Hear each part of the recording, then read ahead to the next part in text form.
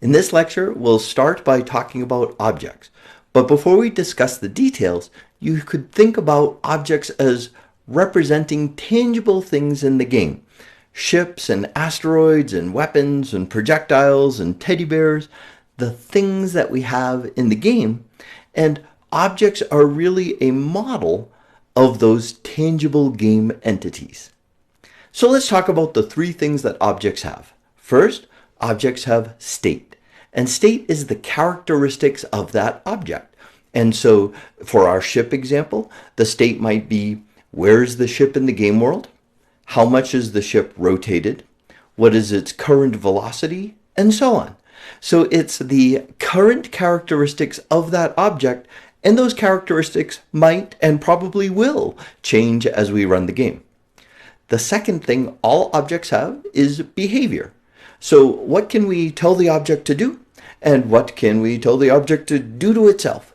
So for a ship, we might say, well, we want to rotate the ship. And so we provide input and we rotate the ship. We might want to apply thrust to drive the ship forward in the direction it's currently facing.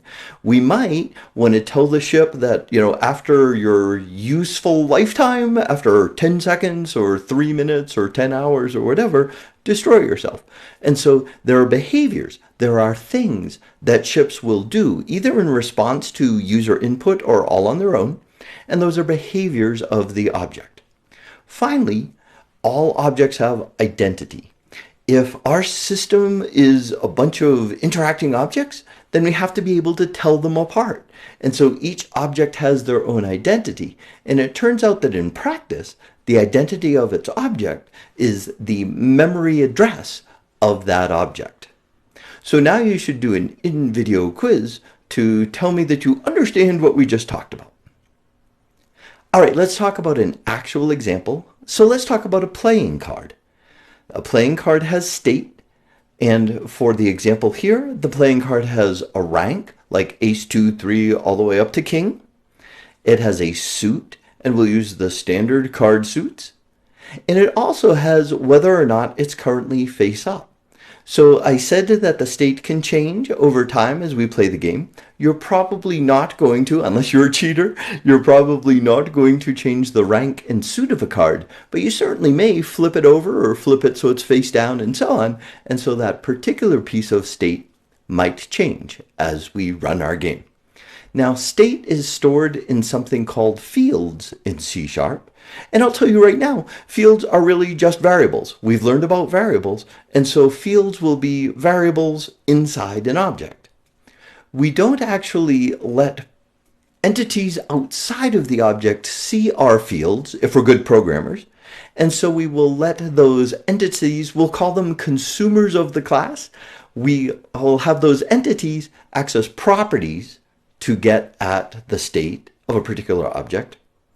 And then a playing card might have behavior too, right? It might be that we can flip that card over if in fact we're going to store whether or not it's face up.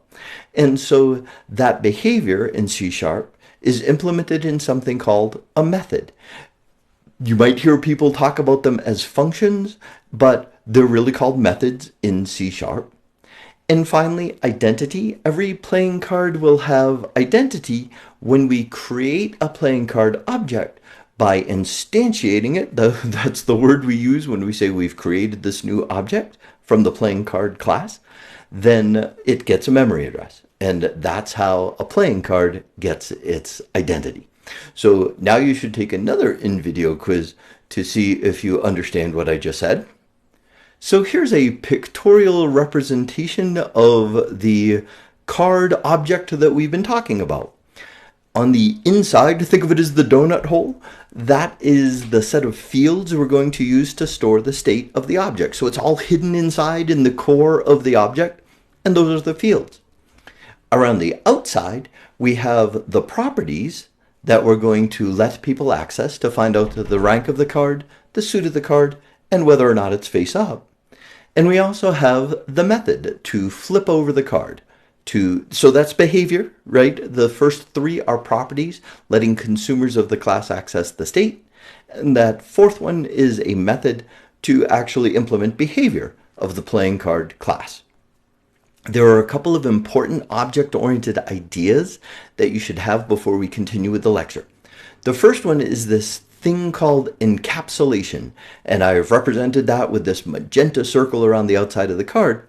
The idea is that we have encapsulated, we've put in one place in a little capsule, both the data that stores the state and the behavior of that entity. So we've encapsulated the data and the operations or methods together. The other idea is something called information hiding. So the consumers of the class get access to the properties and behaviors through the outside, right? Through that magenta circle on the outside. They have no idea what fields we have or the data types of those fields. They have no idea how we implemented the flip over method.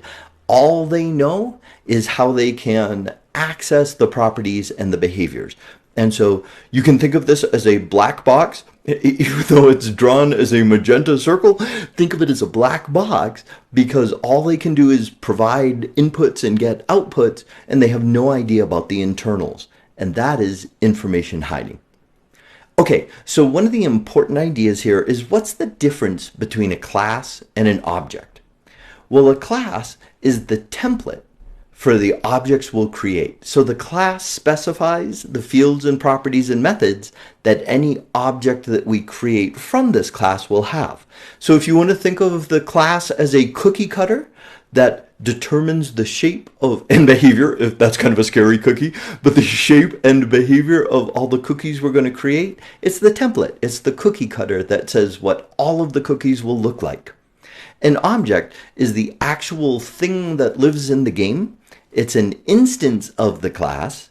And so when we create an object, we take that cookie cutter and we make a cookie. So think of the object as a cookie, and that's the right idea. Right now, each object, because they're in a different place in memory, because they have identity, each object stores their own state. That's why we can have playing cards that the King of Hearts and the Ace of Spades and so on, both in our game, even though they're both playing cards, objects have their own state that they maintain as we go along. So this is the more standard representation of a class. This is our playing card class, and it expresses the fields, properties, and methods that any objects that we create of this class are going to have. And this representation is called UML, which stands for Unified Modeling Language. Now that I've told you that, you should go do an in-video quiz to tell me if you understand what UML stands for.